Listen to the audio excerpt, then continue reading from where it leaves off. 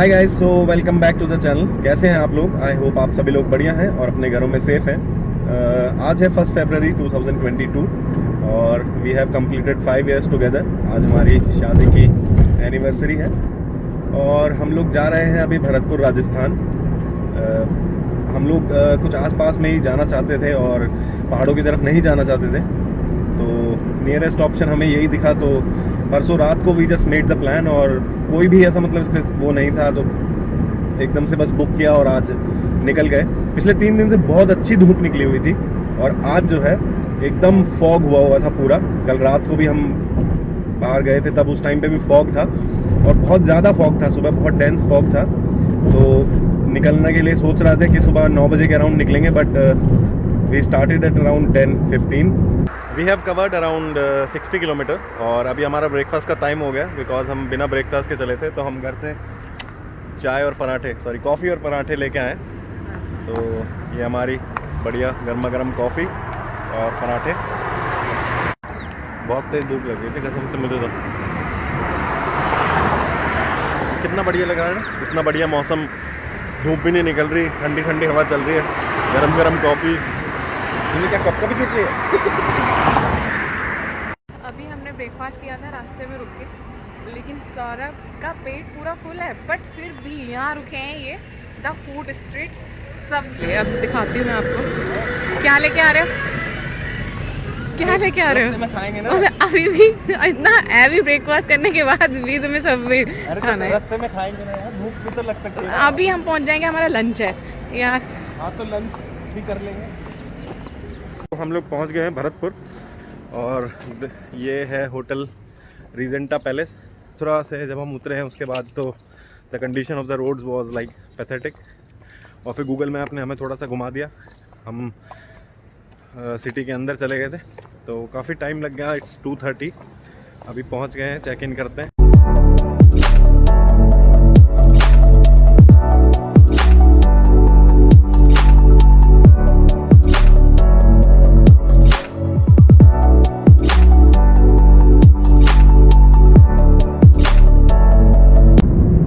Lunch करने के बाद अब हम लोग जा रहे हैं फतेहपुर सीकरी, और एक दिन का हमारा यहाँ स्टे है वो फतेहपुर सीकरी और बर्ड सेंचुरी के लिए हमने जो है यहाँ स्टे एक दिन का किया था। कल फिर यहाँ से चेकआउट करेंगे और फिर दूसरी जगह जाएंगे, तो इसीलिए आप फतेहपुर सीकरी जा रहे हैं और सुबह मॉर्निंग में we will cover the bird century.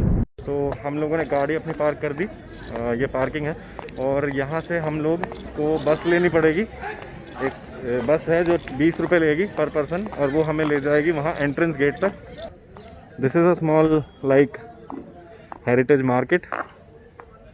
अभी यहाँ पे कुछ ही शॉप्स ओपन है।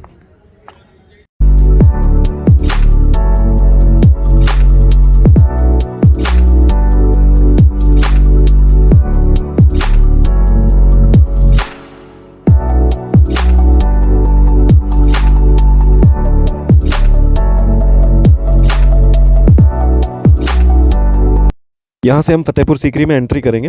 फतेहपुर सीकरी 2 पार्ट है। फतेहपुर जो है रिलीजियस एरिया है, सलीम चिश्ती की दरगाह वाला, और सीकरी जो है ये राजा अकबर का महल था। ये जो प्लेस है ये दीवाने आम है। यहाँ राजा बैठ के अपने आम जनता के साथ इंटरेक्ट करते थे। यहाँ चारों तरफ जो है आम जनता बैठती थी, और पीछे एक ऊंचा वाला जो प्लेटफॉर्म है वो वाला, उस पर जो है राजा अकबर बैठते थे और लोगों से इंटरेक्ट करते थे। यहाँ पे ही क्रिमिनल्स को सज़ा दी जाती थी। उनका एक हाथी था जिसका नाम हिरन था, उसके पैरों तले जो है वो लोगों को कुचला जाता था, सज़ा दी जाती थी।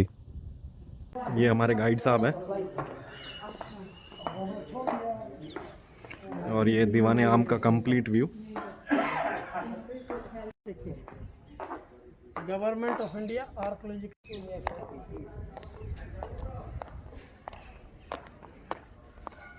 सर राइट हैंड साइड में ये जो प्लेटफॉर्म है ना, ये उस जमाने का तुलादान है। क्या है? तुलादान। तुलादान? क्या बोलते हैं? तुलादान का मतलब होता है जब महारानी जोधाबाई से बेटा पैदा हुआ, हाँ। उसको सोना चांदी या रुपयों में उसका वेट किया। अच्छा, तोला गया। हाँ, तो उसके बाद जो पैसे थे वो गरीब लोगों में तकसीम करते, यानी बांट दिए गए। तो अब ये जो हमारे सामने है ये है दीवाने खास। दीवाने खास की एक बहुत बड़ी खासियत ये है कि ये बाहर से देखने पे तो डबल स्टोरी नज़र आती है, मगर अंदर जाने के बाद ये सिंगल स्टोरी है। आइए इसको आपको अंदर से दिखाते हैं कि अंदर से दीवान खास कैसा है। तो ये इसका एंट्रेंस है और बीच सेंटर में जो है राजा अकबर बैठते थे अपने 9 जो उनके नवरत्न थे 9 मिनिस्टर्स के साथ, और यहाँ पे वो उनके साथ कॉन्फ्रेंस किया करते थे, उनके साथ मंत्रणा किया करते थे, और नए जो भी लॉज वगैरह हैं वो यहीं से पास होते थे। सेंटर में अकबर बैठते थे, चारों तरफ मिनिस्टर बैठते थे। ये जो रास्ता है यहाँ से ऊपर जाने का रास्ता है जिसको अभी बंद किया हुआ है।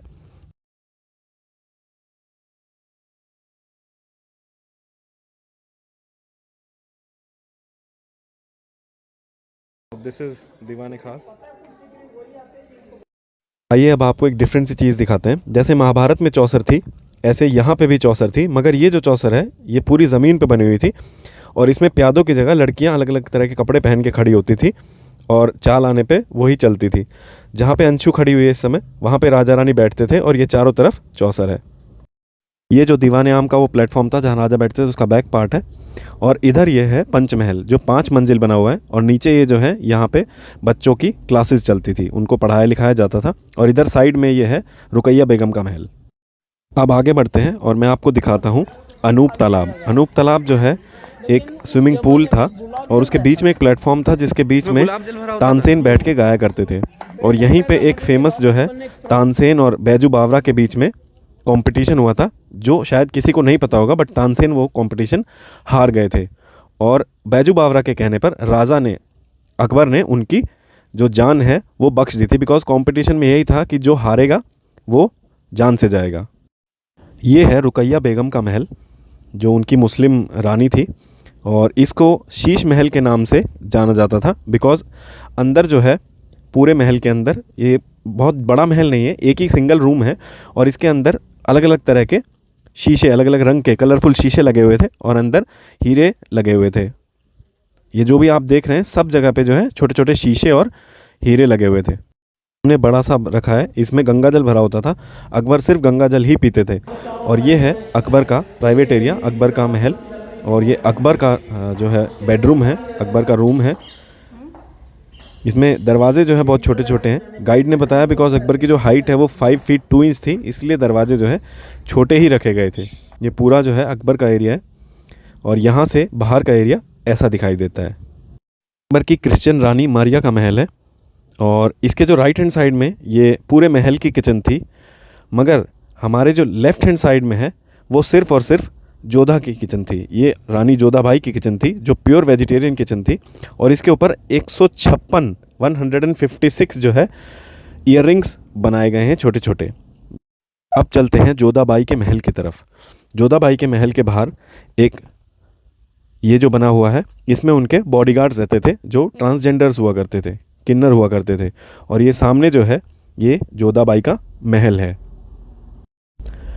आइए अब देखते हैं कि मलिकाए हिंदुस्तान के महल के अंदर उस समय में क्या क्या हुआ करता था। ये पूरा महल जो है राजस्थानी थीम पे बना हुआ है, और राजस्थानी बिकॉज़ वो जो थी वो राजस्थान से थी, तो उसी थीम को ध्यान में रखते हुए उसी तरीके से इस महल को बनाया गया है। ये इस महल का बड़ा सा आंगन है। इस महल के 3 पार्ट हैं। ये वाला जो है ये उनका समर पैलेस है, सामने उनका मंदिर है, और ये इस तरफ जो है ये उनका विंटर पैलेस है। समर और विंटर में सिर्फ इतना ही अंतर था, समर पैलेस के पीछे की जो दीवार थी उसमें झरोखे हुआ करते थे जहाँ से हवा आती थी। यहाँ पे एक खासियत है कि जब आप गाइड के साथ आएंगे तो आपको बड़ी अच्छी अच्छी शायरी सुनाएंगे। तो आइए एक शायरी उनके मुंह से सुन लेते हैं।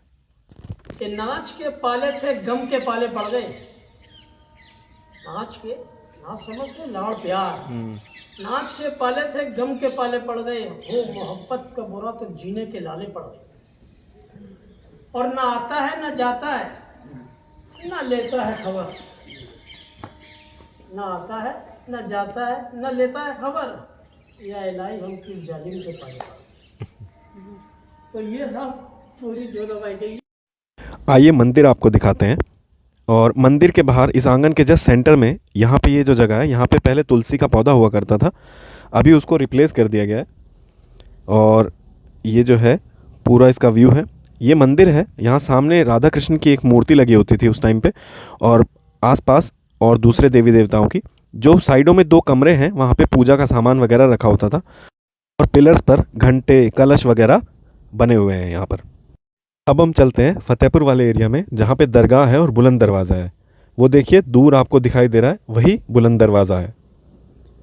ये इस तरफ राजा के अस्तबल हुआ करते थे और इस गेट से अकबर जो है इस रिलीजियस प्लेस या दरगाह वाले एरिया में एंटर हुआ करते थे। ये वाइट मॉन्यूमेंट दरगाह है, ये इधर कब्रिस्तान का एरिया है और ये पूरा जो है बुलंद दरवाजे का बैक साइड है।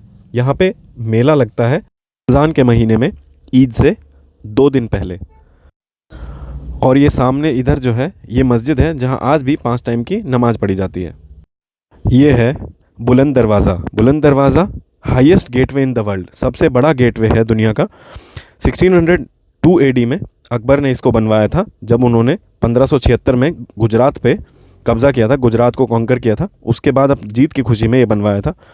और इसकी हाइट जो है 52 मीटर्स है और नीचे सड़क से वहाँ से यहाँ तक इसमें 52 ही सीढ़ियाँ हैं। और ये जो भी जानकारी है ये हमें गाइड ने दी है, ये सारी जानकारियाँ गाइड द्वारा दी गई हैं।